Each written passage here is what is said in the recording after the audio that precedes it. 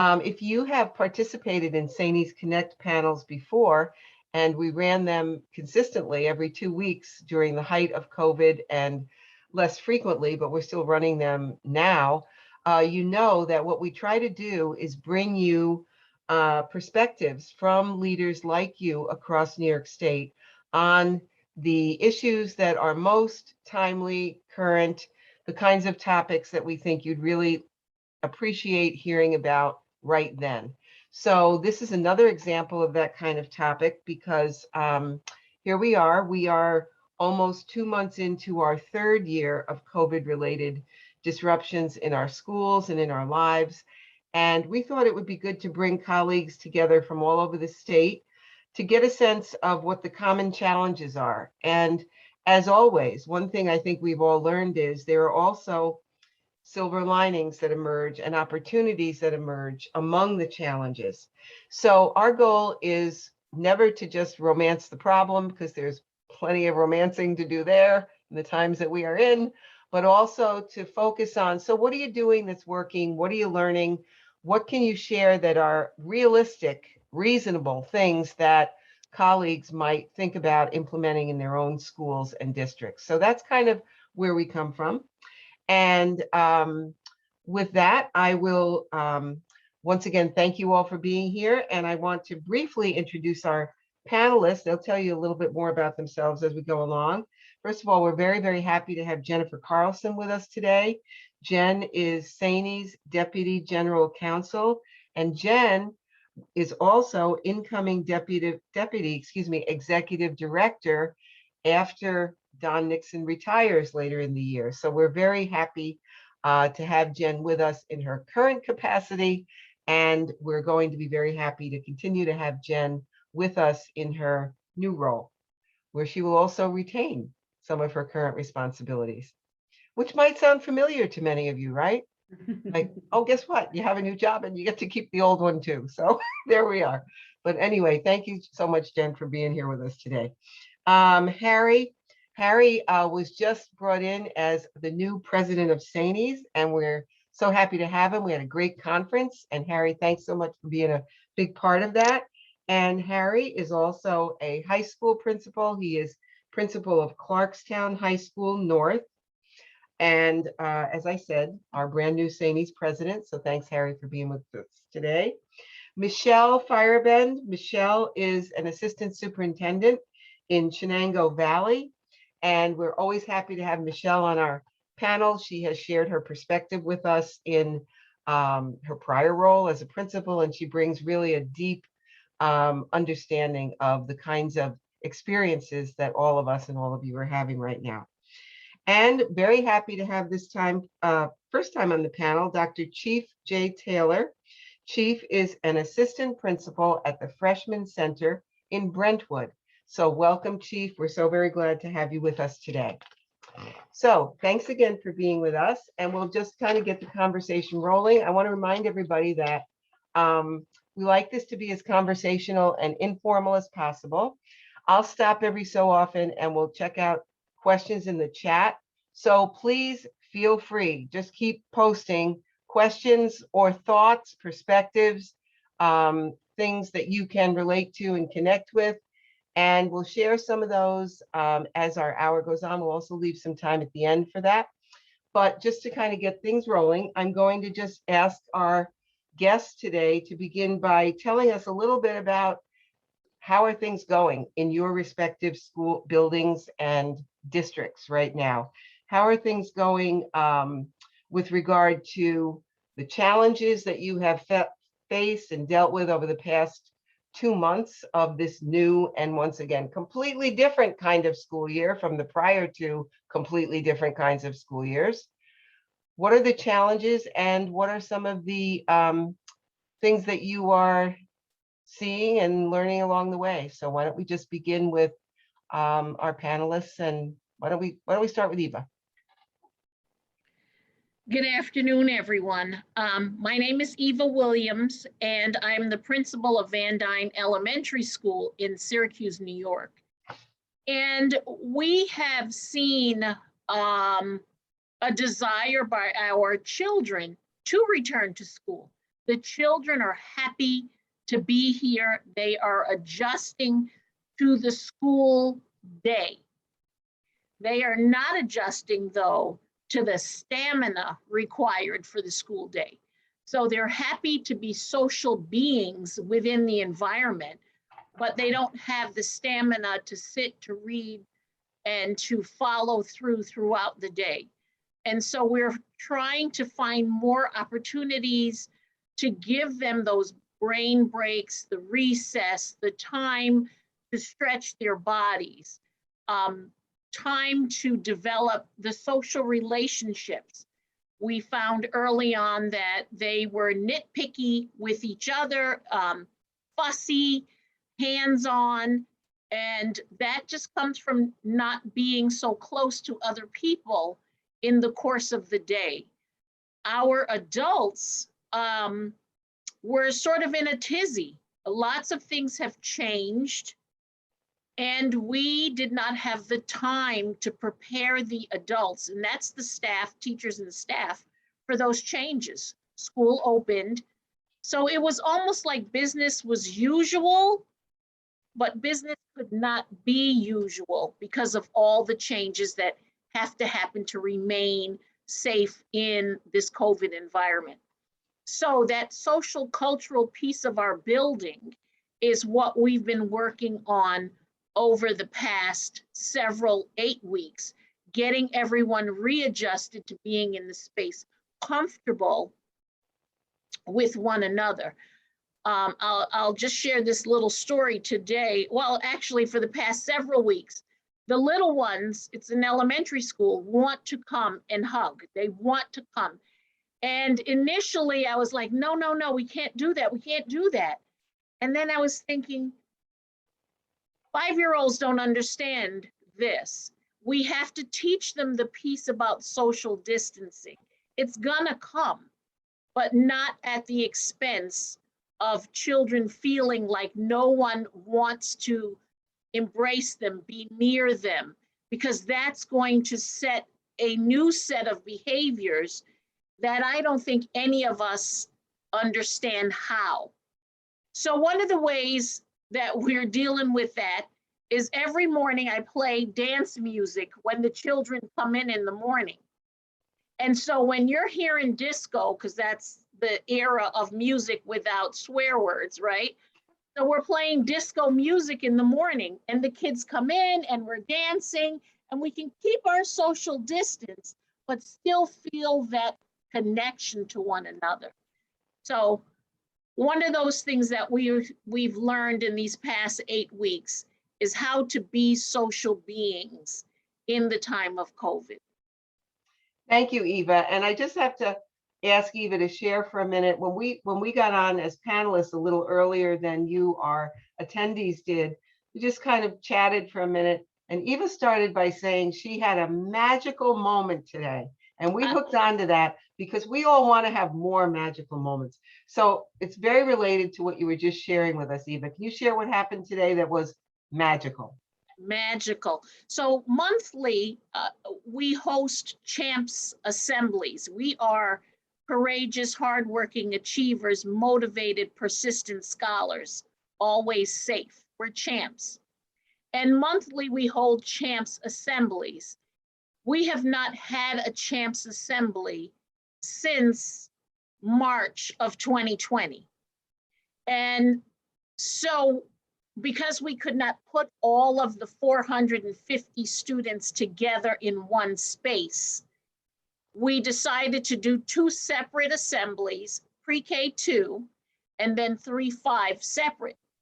So today our pre-K 2s had their very first assembly since March 2020. For the majority of the children in that room, save the second graders, they have not had an assembly. Second graders, their last time with us would have been kindergarten, March 2020. And so we were in the space and the children were so responsive. They, if you all know PAX hands for quiet, we use PAX hands. We cheered And our cheer at Vandyne is when I say cha-cha, they say champs. They knew when to respond. When their friends received awards, they clapped. I mean, they were eagerly happy and engaged. It was perhaps the best moment I've had in school this entire year, watching those 4 to 7-year-olds be excited to be champs today. It was magical. Thank you so much, Eva. Thank Let's you. thank you, Eva. Let's hear from Harry. Harry is a high school principal. His day may be different in some ways from Eva's, but that idea that Eva shared about students lacking the stamina to come back and do like real school every day in a lot of ways, that really kind of stuck with me as something that might be more common, to different age groups as well. But why don't we just go over to Harry? Harry, how are things going at the high school level? Well, they're going, and it's a lot different than last year and a lot different in March 2020. We went from, full remote to sort of a hybrid last year, and then, 6 feet social distancing. Then we went to 3 feet social distancing, and now opening up the doors for everyone. So it's been a period of adjustment, but it's the same. Ava mentioned stamina, and it's also the same thing on a high school level for us. It's from waking up, getting on a bus or getting in the car, getting dressed. And for high schools, at least we begin 7:25 in the morning. So for students, this has been a challenge of just, trying to either adjust or to readjust to the school day, a beginning and an end, even the concept of bells sometimes. And I find that's not only the case for students, but also teachers as well, because they haven't had all these students in class until, really March of 2020. So it's also a readjustment period.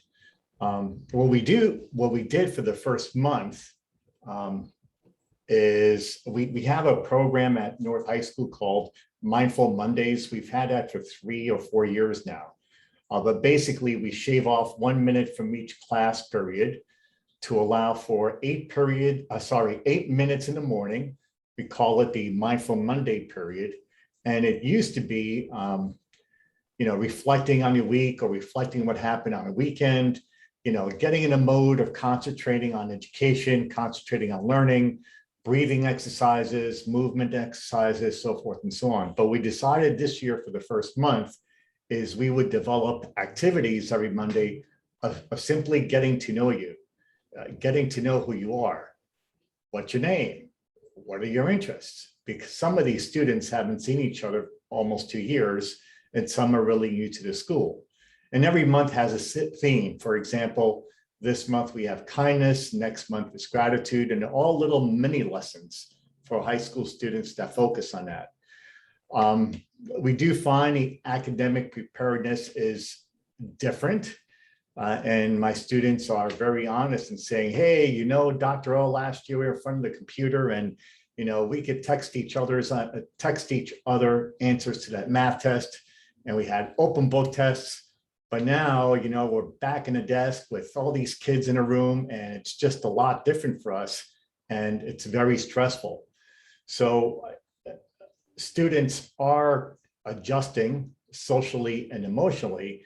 And also I find that behaviors that we would not usually have in the 9th grade level, meaning that some behaviors of bullying that are more symptomatic of middle school, as I was a K-8 principal at one point, but what I saw then are now really manifested by some 9th graders. So we spend a lot of time re-socializing students back to the school environment.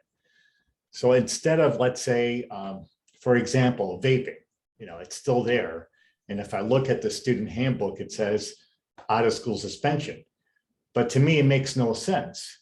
We're suspending students, right, to go out of school when they just returned. That's not logical to me. So instead, we do offer them after school detention with mandated counseling. Now, if the parent doesn't agree to the counseling, then fine, then we'll just stick with the out of school suspension. But most parents, I find, are appreciative of that. We're trying not only to educate students in the learning process, but also in the social process at the same time, which then brings me to the teacher. Now, the teachers, right, this year are experiencing students with not only social emotional deficits in a way, but also academic deficits. Some of these students have not been in school for a year and a half, and the quality of education may have had certain gaps over this year and a half. So not only are they reteaching certain material and reteaching skills, but at the same time, they need to prepare students for the Regents exams so these kids can graduate. And to me, that makes no sense. How can you be reteaching old material and then teaching new material at the same time to help students pass the Regents so they can graduate? Doesn't make sense. I hope that the state looks at that again in terms of this accountability piece, and hopefully will change that. And finally, probably like everyone experienced, what do you do with kids that are quarantining? And there's a whole flow chart. If you're within 3 feet and you're unvaccinated, you do this. If you're within 3 feet but you're vaccinated, you do this. And you need to get an anti-nucleic PCR test. And now these tests take longer to get, it seems, the results. And you tell the parent, sorry, the kid can't come in. I get more phone calls from parents about that than anything else this year. Well, it's just allergy season. It's all it is, so forth. So it's different, but we're trying our best. And one thing I learned is we are readjusting. You probably read the same memo I did yesterday from the New York State Department of Health that says for vaccinated students, at least, they would accept a rapid antigen test as opposed to the PCR anti-nucleic test. And then it was another provision about test to stay, so forth and so on. So it's changing as we speak. But I know as school administrators and those of you who are principals, it's National Principals Month. So congratulations to you for surviving and continuing to survive. And then that's what we do. So thank you for your hard work. Thank you, Harry. And you made so many points that I'm sure, our listeners can identify with. And, one thing you said, a student is involved in some infraction. It might be a serious one like bullying. And I know when we spoke the other day, you said it might be vaping or something else, and that in the code of conduct resulted in a suspension. But now it's like, it doesn't feel right. It just doesn't feel right because the old tools that we've had in that toolbox all along aren't working. The old tools aren't working in the new world that we're in and the new situation that we're in with kids. Old tools not working. And it's very interesting to me. I have the honor of having 2 SAANYS mentees right now. I mentor 2 assistant principals. One is an elementary assistant principal downstate, and one is a middle school assistant principal. I had talks with both of them earlier today separately, and they both said the same thing. And they said pretty much what Harry just said, and they're at the elementary and middle school levels. They said, the old tools that assistant principals were expected to use, detentions and consequences and suspensions, they don't work anymore. These kids really aren't showing that they know how to do school, and they really need to be talking to people, to adults, about what's going on with them. And we need to be having good conversations with them. But they said the problem is some of the adults in the building, the teachers, they want you to still use the old tools, and they're very disappointed when you don't. And so there's all kinds of shifting ground and needs for, new kinds of approaches with students who have been through these unprecedented times. But we're kind of in that limbo land of old stuff not working, but new stuff really not on the radar yet too well anyway, in a lot of places. So it's very difficult. And I think you kind of described that. If I can add one more thing, Karen, Yeah. I forgot, but the other thing I'm noticing is that more students stay after school, meaning hours after the bell has rung. Yeah.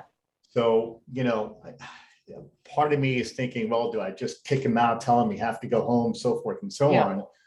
Or really, do we keep him on the school campus with the appropriate supervision? Because after all, they need to socialize. It's a good thing they Yeah. want to stay at school, right? Yeah. So I'm trying to get funding to get more after school supervision because, Yeah. you know, these kids need a place to go. And Yep. like you said, the old way of doing things don't really work anymore. No, I just throw into the soup, you know, talking about after school consequences. When I was at Shenendehowa, where I was for like my professional home for many, many years, one new thing we did when I was an assistant principal there, we started Saturday detention. And I have to tell you, it was a big hit all around the block. You know, we paid staff to staff Saturday detention. We assigned it. Parents were very, very grateful that, you know, we weren't giving a kid a day of internal suspension or something like that, and they weren't missing classes. They had an option. Somehow it worked. And it was just, you know, not that that's a great idea either or perfect, but I do think more than ever, we have to be thinking really creatively about how we look for those new kinds of tools that students need. And one thing Harry's touching upon is they really like being in the building. They kind of don't want to leave. And I know, you know, other schools and cities have done different kinds of Saturday programs as well. You know, not with regular teachers, but with outside staff coming in to do enrichment kinds of things. Because a lot of our kids are just really happy to be back in the building and with each other. And we don't want them to feel they have to get detention to stay there. We don't want to do that either. So thank you. Harry, why don't we go to Chief right now, who is in a very big 9th grade building down in Brentwood. What are you seeing, Chief? Oh, lose Chief? Let's see. We'll come back. Let's skip over. Oops, sorry. Chief, can you unmute? There we Yes, there we go. There you go. Good. So 9th grade building in Brentwood with, I think you said about 1,300 students? We had 1,350 students crammed into what used to be an elementary building. So things are pretty tight. We have one-way hallways. I want to echo the sentiments of the other colleagues that are on the panel. And the things that I want to add are, we found that a lot of our students coming back this year have a lot of social, emotional issues. And that is hampering education in a huge way. Let me back up by saying that last year we were into a hybrid mode, a fully remote mode, and an in-person instruction mode. It was also the first year that we were able to quickly gear up to issue students, every student, a computer. That presented its own challenges. Most people would think off the top of their head that going to remote type instruction, and we use Teams and Brentwood, that students would adopt those gaming skills to would transfer over to using the academic platform, which was totally not the case. So it was a large, huge learning curve for students. And students are showing up this year that have significant academic deficits from the time that they spent in one of the 3 modes last year. But the big thing that we're kind of focusing on this year, number one, is continuing our learning curve on technology within the district, technology with the students, technology with the teachers. We have Aquas boards in all of our classrooms this year. Teachers have been issued their own district computers. Is addressing the social-emotional needs of the students. The freshman center, because it's so packed, we found during our scheduling that just about half of our population didn't have a lunch period. So one of the things that we received support from our superintendent and Board of Education was to go to a nine-period day. With that 9-period day, it gave our teachers 2 prep periods. From the past, they only had 1 prep period, and I'll get back to that in a second.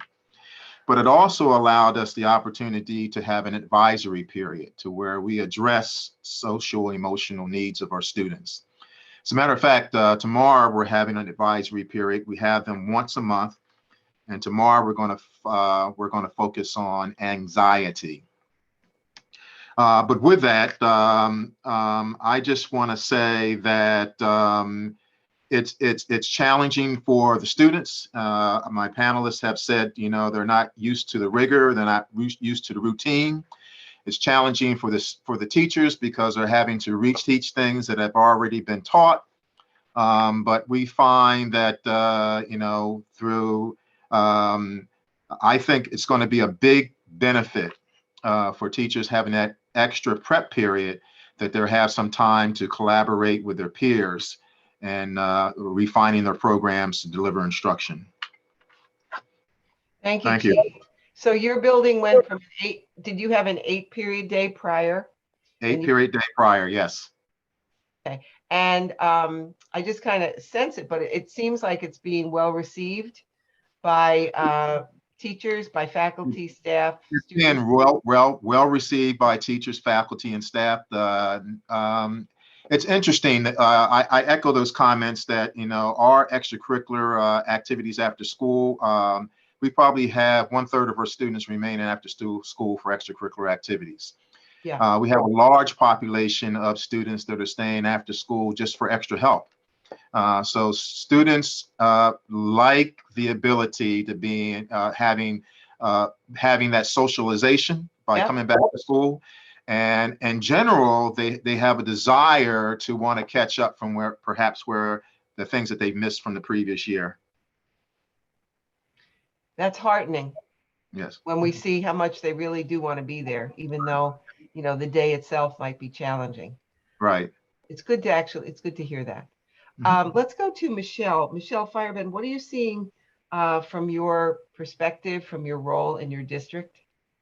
So I think in being the assistant superintendent, it's been a tricky year for everybody, because I find that we're constantly on that balancing line of instruction and moving forward, but also meeting the needs of everybody. So one of the pieces that I hear, everyone is talking a lot about students and how they have responded to this, but I also find that the adults are very dysregulated right now. And, they're vulnerable right now. And I feel like there's a lot of conversations that I've had, obviously, since COVID's begun, about how much people are struggling, how they're finding it so hard and they're exhausted. And so it's this constant push and pull of moving forward because we're expected to. The state results don't help at all when they're coming out, and your regional comparison data is coming out. But I feel like it's this constant balance of trying to keep the train on the track, but also supporting them. I was blessed to be a principal for 9 years. So I understand what the principals are going through and the accountability. And, I think instructional staff, I think aides, I think everybody's feeling like they feel like all their tools are kind of not useful right now, not as useful as they would like them to be. Karen, I was kind of chuckling to myself because you had said things can happen in 2 weeks, because when we had our planning meeting, and what's really happened to me that's been a huge aha is just the beginning of observation. And I'm sure a lot of you have started your observations, and it's very telltale to me. So I feel like I can get very prescriptive now with what I'm seeing in the field. I see people not being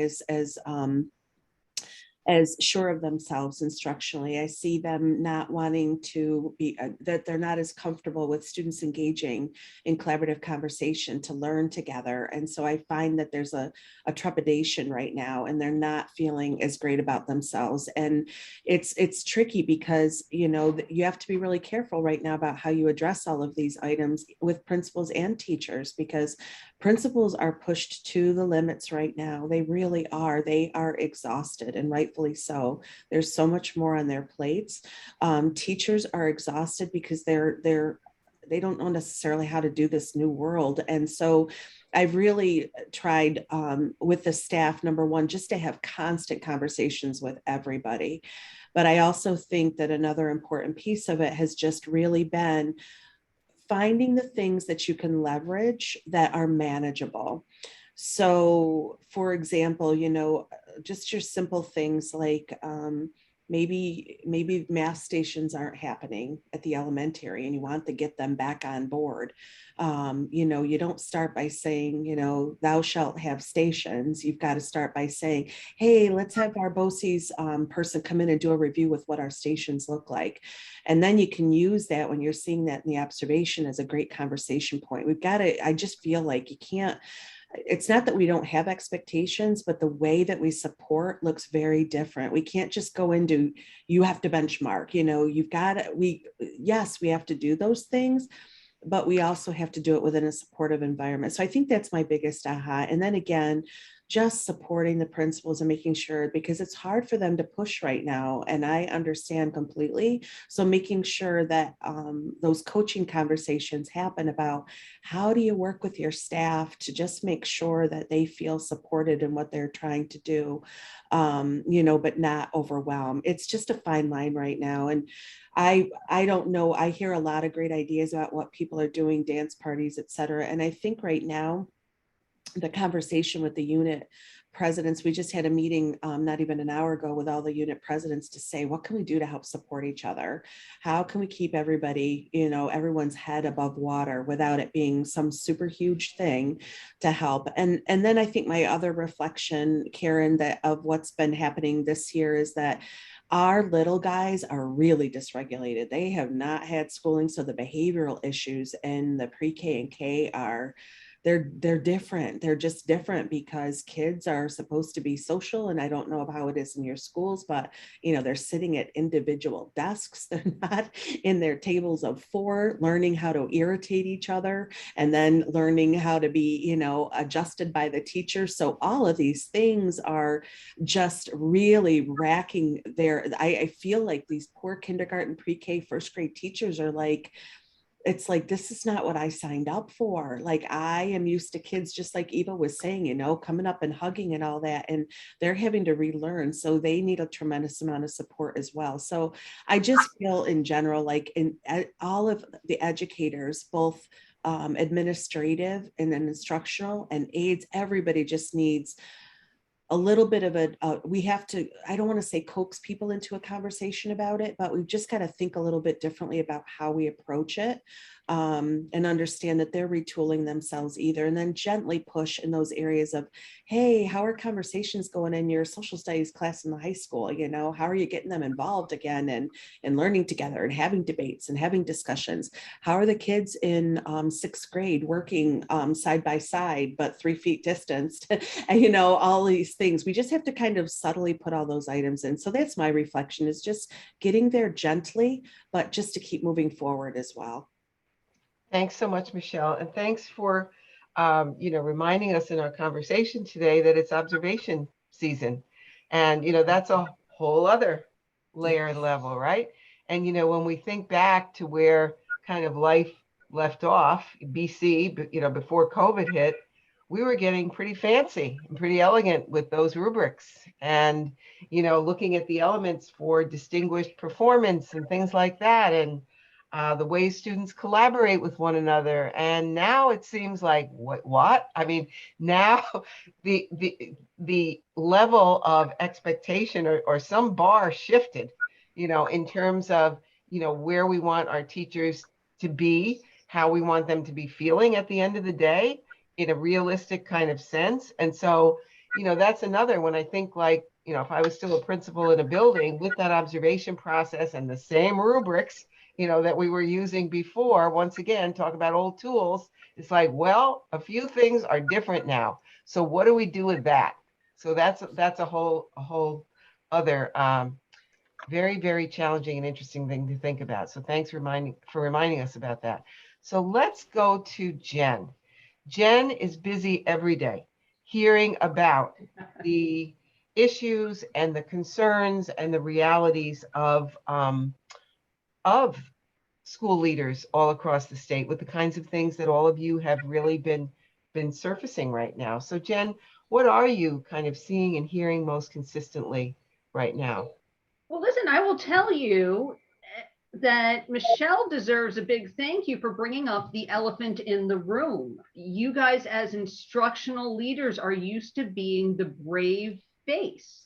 Yeah. of everything that's going on. You just Yeah. keep putting that work on your shoulders, and more and more and more. And what I'm hearing a lot now from administrators is it's getting to be too much.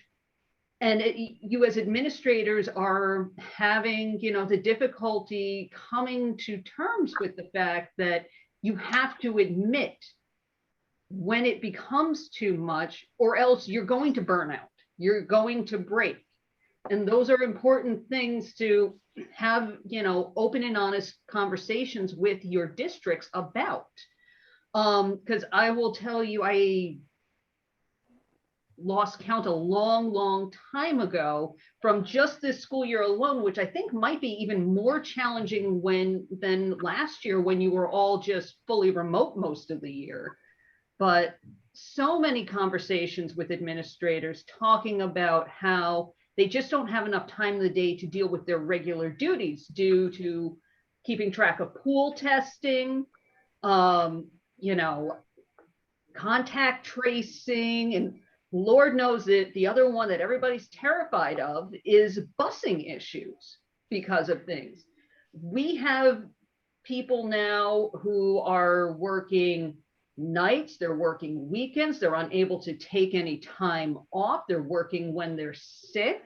And, with, particularly the busing issue, they're staying 2-3 hours a night later than they ever have.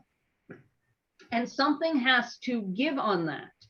And that's why I would encourage each and every one of you, when these issues arrive for your bargaining units, call SAANYS in the legal department, because really what's going on is there needs to be some sort of impact bargaining. You're getting all of this federal stimulus money that is specifically made to address these issues. Okay. So yes, with all the time that you're giving up, there should absolutely be MOAs extending out your vacation time. So you don't lose time that you've earned, but you just can't take because you're too responsible for it.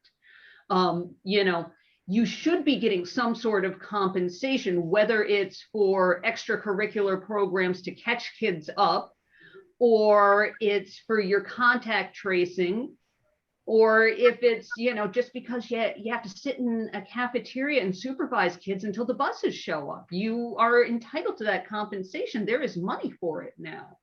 And, we need to help you get that. But more importantly, a piece of impact bargaining is finding supports that can make things manageable, okay? And that can be anything. It could be taking some duties off your plate temporarily so you can manage some of this other stuff. Maybe it's creating a schedule of times when contact tracing could occur, if it doesn't happen during the workday. Or maybe it's hiring additional staff, whether you get an additional secretary or, more monitors, or many districts are creating new positions to deal with technology related issues, or, quite frankly, there are quite a few, what they call COVID coordinators, who are independent positions who deal exclusively with the contact tracing. So it comes off your plates. Again, these are all ideas that, can and should be discussed with your districts to make your lives manageable. Because at some point in time, all these other issues that, you are all rightfully in this conversation focusing on with the kids are going to come to a head, and you're going to have the choice. Do I, engage in contact tracing, or do I actually take care of the child? And I know the answer for each and every one of you.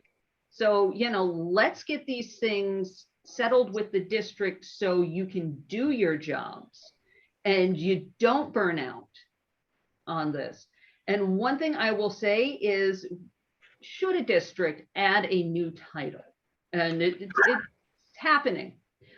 What you should be looking at from a union perspective is, what are the duties associated with this new title? Because you don't want them to accidentally take bargaining unit work, even if it's to help you. You can create an MOA that allows that to happen temporarily without hurting the unit. But the other thing is, if this is just a brand new position that, is dealing with maybe some of the technology issues and the contact tracing and stuff like that, maybe it belongs in your unit. It may only be for a temporary period of time that this position exists, but it's something you might want to look into. And if that's the case, it should also be documented in a memorandum of agreement. But, with all of this, the very important thing is you have to be brave enough to speak up on your own behalf, and, also on the behalf of your administrative colleagues, because there is absolutely no shame in being able to say, this is unusual, this is too much, you have to help me. Absolutely. And as we said earlier, so much of it, the brunt of everything that's occurring, really is falling squarely on the lap of, the building leader. I have 5 little grandsons in elementary schools, and the principal of one of those elementary schools, the second week of school, she was making contact tracing calls at 10:30 at night because the Department of Health could not keep up with doing calls with the demand.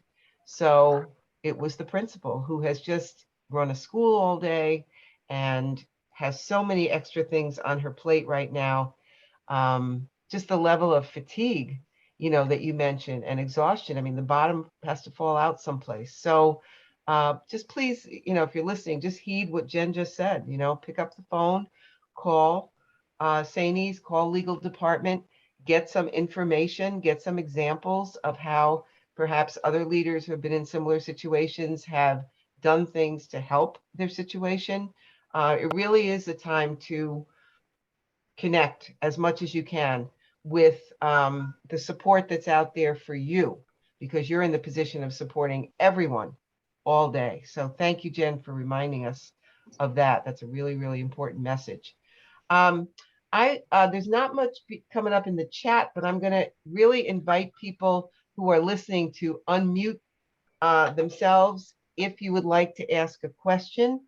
I think we just have a couple coming up in the chat right now. Please go ahead and post some things that you're experiencing in your district, or once again, some good things that you've learned along the way that are helping.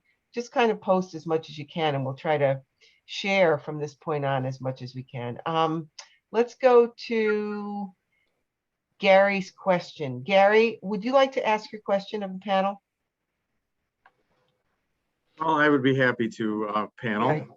Thank you. And thank you, everyone, and happy principals recognition to all of you. And so we are about to begin contract negotiations at our BOCES with the district. And our executive committee has, tossed around the idea of approaching impact bargaining, or do we kind of wait and weave it into the contract negotiations? It's kind of a weird time, or maybe, maybe we're off base. Maybe they're two different things. And I just wondered what your thoughts were on that.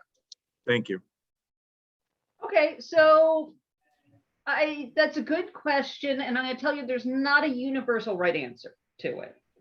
Under normal circumstances, when it comes to impact bargaining and collective bargaining at the same time, districts will like to wrap them all together into one large package, and it makes a certain amount of sense.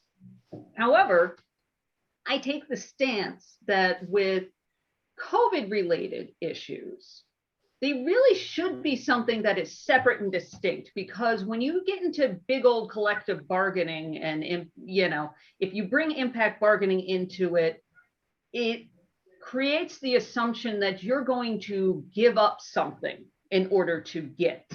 And right now, what you're giving up right now is your valuable time, taking care of these issues after hours. So what you need to do, what I would say is it should be something separate and distinct, especially since we have this federal stimulus money that's meant to address COVID-related issues. So to the extent that you can, I would say keep them in separate lanes at the moment.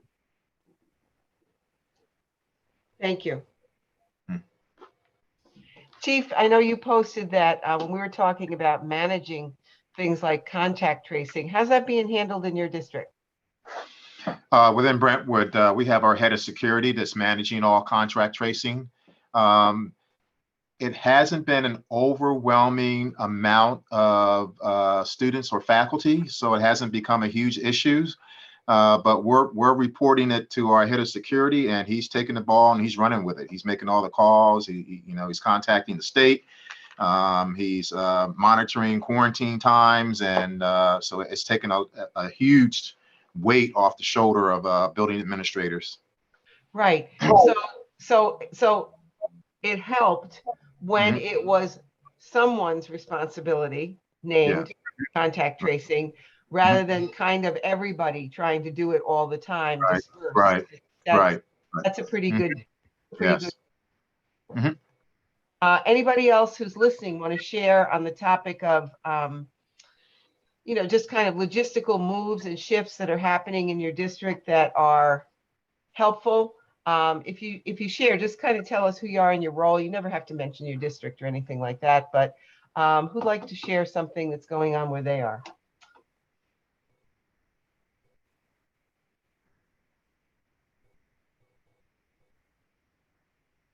Christine, how's your district handling some of those same issues?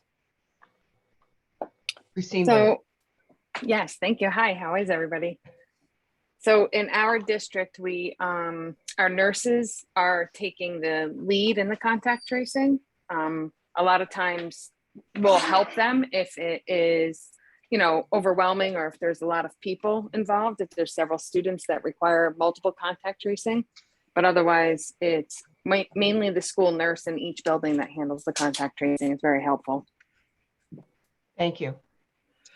Kind of while we're talking about defining roles in a way that's helpful to everyone, I just think it's a good time too, and I'll just kind of throw this out there to the group. Maybe it's a time for some new kinds of boundaries too, that we never had to think of making before. I hear things that are shocking, in terms of the load that's on our school leaders who are in buildings now and what they're expected to do. I'm going to bring up my two mentees again, the two new assistant principals. So here's one of them who says, my principal's great, and she is, and she's on the new side herself and struggling with everything. But I wish she would stop sending me emails at 1 and 2 in the morning, because I keep feeling I have to get up and check them and get back as soon as I can. So even that issue of that load on, that pile-on of communication and emails, and feeling that, we all have to respond maybe in the same way that we used to, but we can't. I don't know, I'm just interested to see what anyone on our panel kind of thinks about that, and how, maybe what you would say to a brand new leader who's really feeling that very strongly and not knowing how to get out from under it, in terms of being comfortable or secure enough yet to set some boundaries and say, look, this is what I can do this is when I got to get some rest and turn it off. So, how would you? I'll share, Karen. Go ahead, Eva. One of the things that we do here, there's so much to share with staff all the time, that I've taken the role of what is the least amount of information I can give you that covers the most ground. And so it's creating a document once a week that has all the important pieces for staff in it. And then throughout the week, we utilize this structure called GroupMe. You guys may know GroupMe, where you can send, it's like a text message, and here, don't forget the report card window is here. Don't forget this has to happen here. Does anyone know anything about this? And those short GroupMe messages can go out. But the long, intensive emails with lots of information, narrowed it down once a week. Yep. One bulletin with articles and good news. Everything you do must have joy in it. It is a word that since the start of 2021, really we said, we have to have joy this year. We cannot live like we did in 2020. Yeah. So writing that once a week email, but including celebrations in it for the staff. I saw this was amazing. This person is that, it's amazing. And then going to the meat of it, but once a week. And then throughout the week, sending those phone text messages through GroupMe that are reminders, that are quick look-sees, and then people can respond to it or say, oh yeah, I forgot about that. Oh, I forgot about that. Even as something as foolish as the Life Touch picture schedule this week. It went on GroupMe. Here's your time. So you're not gonna go back and where's that email? Forget that. Then nobody wants to go back and look for things. Let's make it quick, simple, but also celebrating people throughout no matter how you're communicating. Thanks, Eva. And I know one thing that you and I have spoken about before is you really have a keen sense of the isolation that members of your school community, like grandparents who used to come in and help at school before COVID, who have not done that thing they love in the years that have passed, they're feeling extremely isolated. How do we reach out to them? I would throw in here that in terms of the communication piece, we can't overestimate the importance of a picture. A picture speaks 1,000 words. Parents can't get into the school building to even go to open house night and kind of see around. It's done on a virtual meeting.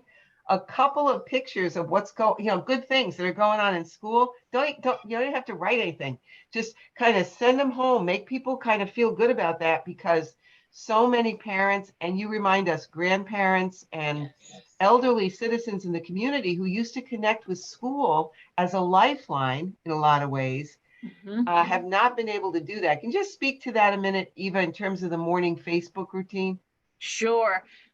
Every morning during the start back at March 2020, I was in the building one morning feeling very alone, right? Everybody was gone. The custodians, Eva, and the one cafeteria worker, and that was it. And I decided no more. I'm going Facebook Live with the morning announcements so that our children, the teachers, the volunteers who would be in our building, they would not feel alone every day, that everybody understood that our school was still standing. We're still all connected, even if we were in different places.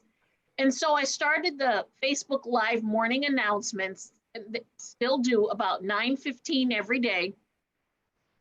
And I would do the pledge and the student pledge, but also talked about resources in our community, where to get help, where to get food and vaccines, where to get COVID testing, but also to shout out the kids. These kids are doing amazing. This is the fun thing that's happening over here. And when I got through to the end of June 2020, I thought it was over, but it wasn't. So I did it all of last year. Thought it was over. This school year, we still don't have our grandparents and volunteers in the building. And so I started back with the morning announcements, Facebook Live. And a couple of weeks ago, we all wore our orange Be a Buddy, Not a Bully shirts. And as I was doing the announcements, Grandpa Bill sends a picture. Here I am in my shirt. I still have my shirt and I'm wearing it. And our grandparents are on the morning announcements every day. Good morning, family. I'm here. Community members who I did not know were watching these message. People I don't even know were watching, because for them, it was a sense of connectedness to the school, to hearing information and getting resources. And so now that the building is closed, we use that to go into the classrooms, take the tour around the building, show parents the classes. And we've done it even since the beginning of the school year. This week, the buses were 2 hours late picking the children up. And so to keep the children excited, I was like, listen, we're going on Facebook Live. I want you all to wave at all the families so they can all see that you're doing good, that you have snacks here, you're happy. And we did it for 5 minutes. There are over 100 hits on it.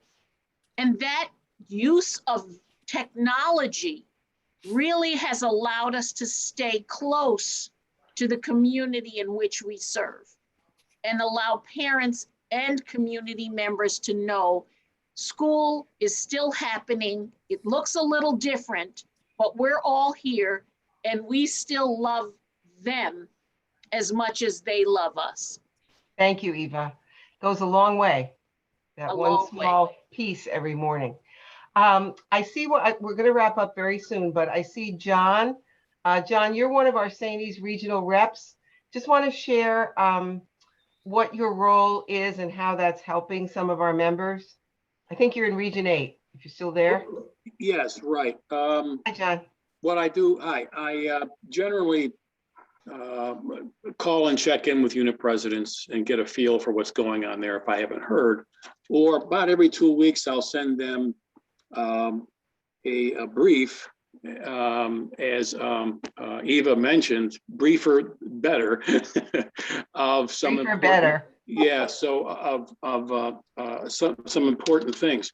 Was talking with a unit president the other day, and here's a quote. We were talking, and he had said that basically, here it is. The job has changed and it is so far removed from everything we should be doing, it is frustrating. And I gather that's not a new thought that people have heard. Hopefully some of the ideas here and the successes people have had might trigger some ideas to help them manage better. So that's kind of my role. Very, very informal, but try and keep them informed of topics that are current, and certainly ones we've talked about today are. Much appreciated, John. Thank you. I just want to cycle back to our panel for a minute. Harry, any parting thoughts from our wonderful new SAANYS president? No, I actually do the same thing as others mentioned. I'm not a believer of sending staff many emails. So every Friday there is a summary of what's going on next week. You know, maybe new people that have, joined our staff, maybe some people that are leaving, sharing stories about other people, some articles I found interesting. I always include a quote, and always I include a mindful activity at the end, so you can close your week with a mindful activity also. And I've done that for a long time now, and I find that teachers and staff appreciate less information than just email after email after email, and it saves us time too, really, as administrators. Absolutely, to cut down on the overload. Thank you. If I could just go back to Jen for a minute. Jen, if people do want to contact SAANYS with just general questions that they have about some of the things that you mentioned, what's the best way for them to do that? Yeah, I think the best way to do that is to call the office, and that number is 518-782-0600, and ask to be connected with the legal department. You'll be, patched through to our heroic paralegal, Kim Hagen, who will listen to your concerns, take copious notes, and make sure that you are, promptly responded to by one of the attorneys in the office. So. Thank you. So no one should feel that they have to be embroiled in a very complicated legal situation to make that call, right? No, even if it That is a call. simple question about anything, Right. we will take your call and we'll answer it at any point in time. And I will tell you, I am one of those people who are guilty of sending emails in the middle of the night. So don't be surprised if you do get a Yep. question and you get an email response back at any sort of hour, but we are more than happy to talk to you guys at any point in time about anything. Absolutely. But that assistant principal out there can know that that doesn't mean he has to keep his phone on all night No, yeah. to receive and respond to those emails. But yes, we send them, don't we? Absolutely. Okay, so I really want to thank everybody for being here today. Our listeners, our panelists, Michelle, Bonnie, thank you, Harry, thank you, Chief, Jen, Michelle, Eva. This was a wonderful conversation, and we hope to see you all again soon. Have a great evening and take care. Thank you, Thank you everyone. for coming. Thank you. Thank you. Good night, everyone.